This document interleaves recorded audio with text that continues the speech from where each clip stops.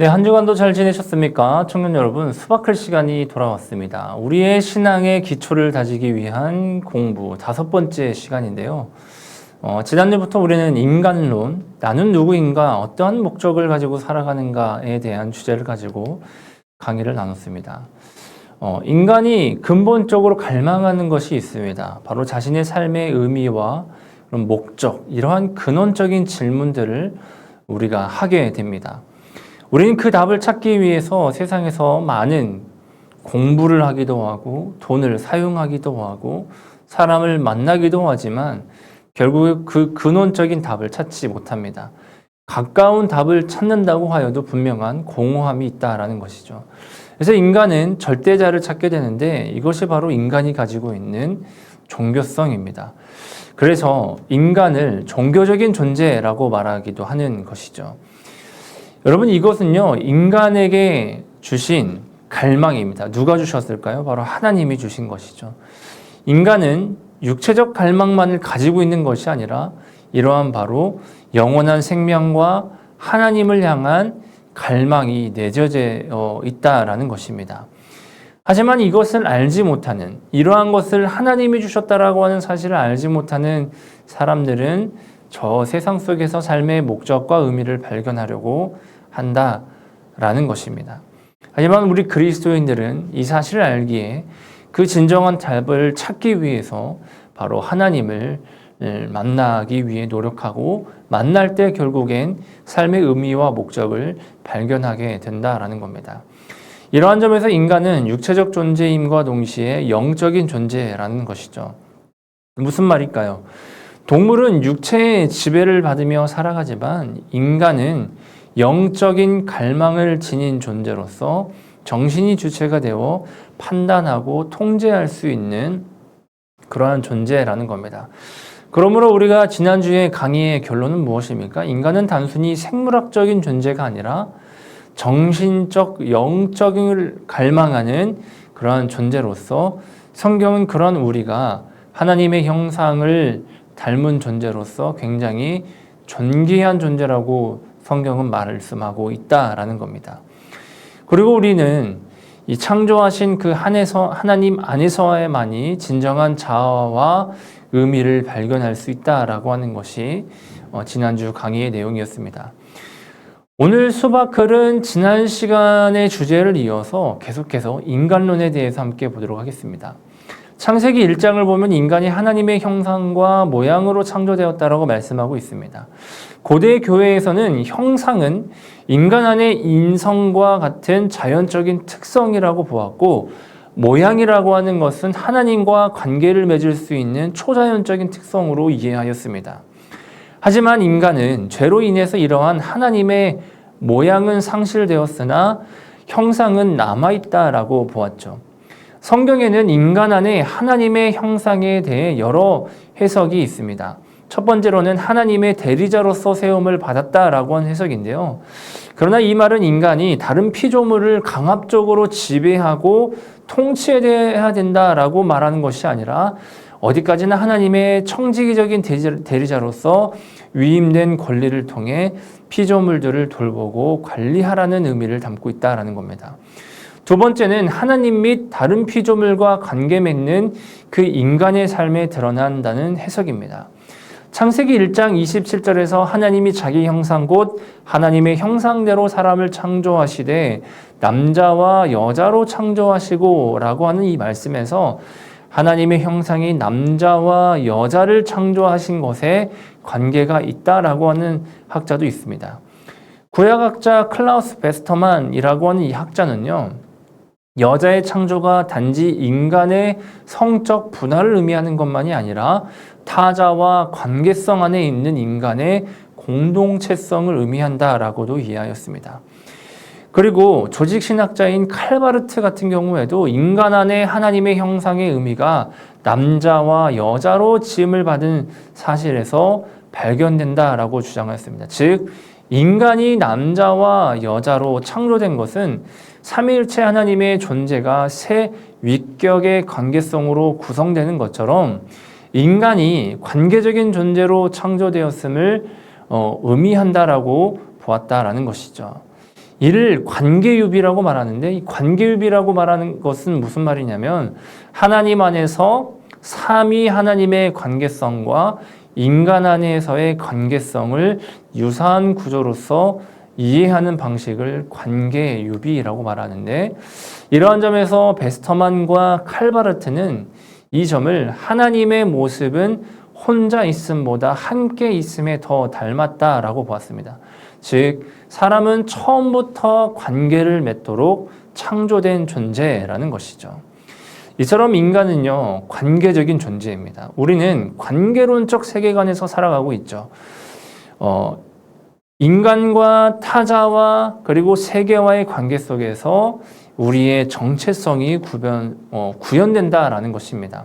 다른 말로 하면 이웃과 타자와 세계가 존재하지 않는다면 우리 자신은, 그리고 우리 자신의 정체성도 존재하지 않는다라는 것이죠. 알리스터 맥그레이스라고 하는 이 사람은요, 인간 안에 하나님의 형상을 이렇게 이해하였습니다. 인간의 본성에 내재한 본능적 충동으로서 하나님을 향한 귀소 본능으로서 이해하였습니다. 그에 따르면 인간은 물질적인 질서 속으로 무너져 내리지 않기 위해서 인간은 끊임없이 어디를 지향한다고 말하고 있냐면 위쪽을 지향한다라고 말하는 것이죠. 이러한 인간의 자기 초월적인 욕구는 바로 하나님을 향한 갈망으로 나타난다라는 겁니다.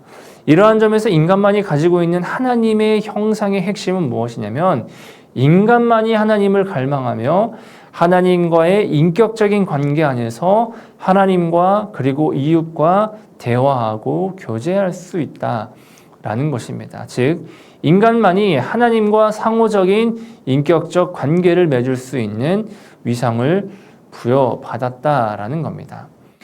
여러분, 인간 안에 하나님의 형상은요, 삼위일체적 관계성 안에서 존재합니다. 하나님은 성부, 성자, 성령, 이 위격이 서로 사랑하고 연결된 관계, 이를 페리코레시스라고 하는데, 이 관계 안에 하나님이 존재한다라는 겁니다. 이러한 세 위격 사이에 공감적 사랑을 통한 연합을 이 삼위일체가 이루고 있는데, 바로 이러한 인간도 이러한 관계성, 사랑과 연합을 닮아 창조되었다라는 겁니다. 따라서 인간의 형상은 혼자가 아닌 관계성에서 드러난다는 것이죠. 이러한 사랑은 누구를 통해서 여러분 계시되었을까요? 바로 참된 하나님의 형상인 예수 그리스도의 생애와 십자가 죽음을 통해서 계시되었다라는 겁니다. 왜냐하면 예수님만이 하나님의 유일한 형상이기 때문에 그렇습니다. 예수 그리스도 안에서 계신 하나님의 형상은 우리 인간이 최종적으로 닮아가고 그리고 그 형상으로 회복되어져야 합니다. 하지만 이것은 인간의 능력으로 되는 것이 아니죠. 예수님의 십자가 죽음 안에서 나타난 하나님의 공감적 사랑이 죄악된 인간을 구원하고 인간 안에 하나님의 형상을 새롭게 하고 완성하는 능력으로 가능한 것입니다.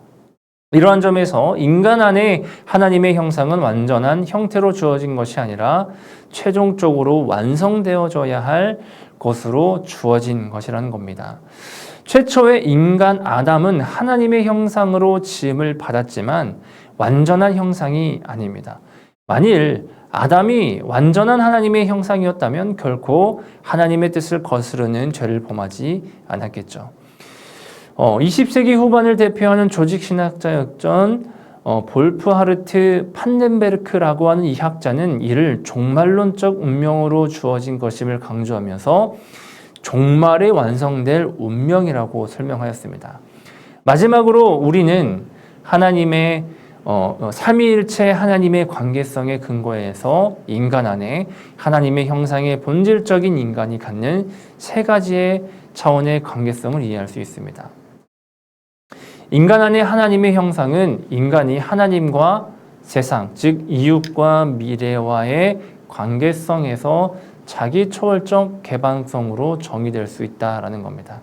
즉 하나님과의 관계에서 자기 초월적 개방성은 믿음으로, 그리고 세상과의 관계 안에서는 사랑으로, 그리고 미래와의 관계 속에서는 소망으로 각각 정의될 수 있다라는 겁니다. 예수 그리스도의 십자가 안에 나타난 삼위일체 하나님의 공감적 사랑을 통해 구원받은 그리스도인들은 자기 초월적 개방성 안에서 하나님을 향한 믿음과 미래를 향한 소망과 그리고 이웃을 향한 사랑을 실천함으로써 하나님의 그 형상을 구현해 나아가고 있는 중이라는 것입니다. 오늘 강의의 실천적인 메시지를 조금 몇 가지 알아보겠습니다. 우리가 하나님의 형상으로 살아간다라고 하는 것은 첫 번째로 나는 관계 속에서 하나님의 형상을 드러내며 살아내야 된다라는 겁니다. 우리는 혼자 잘 살아가기 위해 창조된 존재가 아니라 하나님이 삼위일체적 사랑 관계 속에서 계신 것처럼 우리 인간도 관계성 안에서 자신의 참된 모습을 드러냄으로써 살아내야 된다라는 겁니다. 가족, 교회, 친구, 공동체 속에서 사랑하고 이해하고 돌보며 살아가는 것이 하나님의 형상을 드러내는 삶이라는 것이죠. 두 번째는 나는 아직 완성되지 않은 존재, 그러므로 완성을 향해 나아가는 그런 하나님의 형상이라는 것입니다. 여러분, 우리는요, 처음부터 완제품이 아니라 예수 그리스도를 닮아가는 그 삶의 여정 속에서 점진적으로 완성되어져 가는 존재라는 사실을 기억했으면 좋겠습니다. 그래서 삶 속에서 경험되어지는 실수와 실패와 좌절, 이 모든 것에서 우리가 그저 포기하는 것이 아니라 다시금 일어나 완성되어져야 할 그 하나님의 모습을 향해 나아가는 우리 청년들이 되었으면 좋겠습니다. 마지막으로 세 번째는 나는 믿음과 사랑과 소망으로 하나님의 형상을 살아내야 된다라는 겁니다. 하나님과의 관계 안에서는 믿음으로, 이웃과의 관계 안에서는 사랑으로, 그리고 미래를 향한 삶 속에서는 소망으로 우리가 삶을 살아내야 된다라는 겁니다. 결론입니다. 하나님의 형상은 나의 존재의 가치이며 예수 그리스도는 그 형상의 모범이며 성령 안에서 우리는 그 형상을 완성해 나아가는 존재여야 된다라는 겁니다. 믿음으로 하나님을 향하고 사랑으로 이웃을 친구를 품고 소망으로 미래를 살아 나아가는 우리가 되었으면 좋겠습니다. 이것이 바로 하나님의 형상으로 창조된 우리가 살아가야 할 길이라는 것이죠. 오늘 수바클은 여기까지입니다. 나는 누구인가? 지난주에 강의 그리고 오늘 강의를 통해서 조금 깊이 있게 생각해 보는 우리 청년들이 되었으면 좋겠습니다. 인증샷 남겨주시고요. 꼭 사진을 보내주시는 분들에게는 특별히 선물을 한 가지씩 더 드리도록 하겠습니다. 뭐를 줄지는 사진을 보내주시면은 제가 한번 고민해 보도록 하겠습니다. 다음 주에 보도록 하겠습니다. 안녕.